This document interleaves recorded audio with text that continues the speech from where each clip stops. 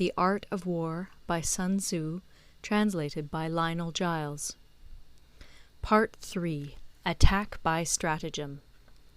Sun Tzu said, "In the practical art of war, the best thing of all is to take the enemy's country whole and intact. To shatter and destroy it is not so good. So too, it is better to recapture an army entire than to destroy it, to capture a regiment, a detachment, or a company entire than to destroy them."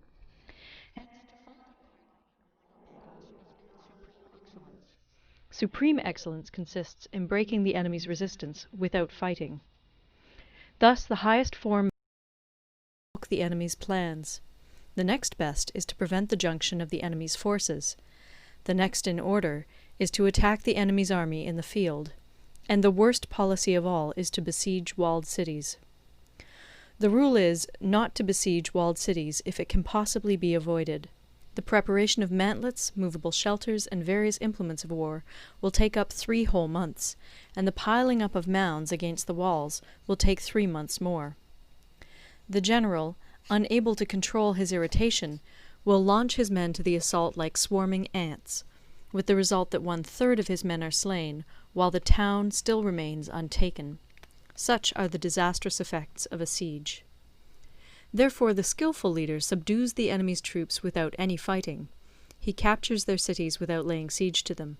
He overthrows their kingdom without lengthy operations in the field.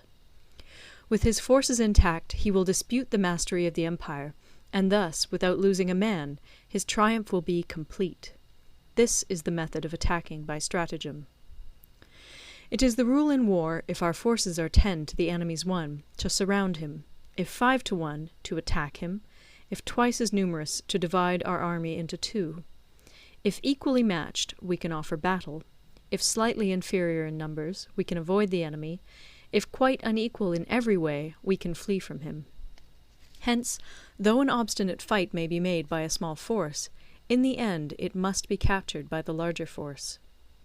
Now the general is the bulwark of the state. If the bulwark is complete at all points, the state will be strong. If the bulwark is defective, the state will be weak.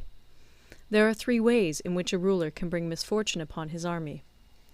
1. By commanding the army to advance or to retreat, being ignorant of the fact that it cannot obey. This is called hobbling the army. 2. By attempting to govern an army in the same way as he administers a kingdom, being ignorant of the conditions which obtain in an army. This causes restlessness in the soldiers' minds. 3. By employing the officers of his army without discrimination through ignorance of the military principle of adaptation to circumstances. This shakes the confidence of the soldiers. But when the army is restless and distrustful, trouble is sure to come from the other feudal princes. This is simply bringing anarchy into the army, and flinging victory away. Thus we may know that there are 5 essentials for victory. 1. He will win who knows when to fight and when not to fight. 2.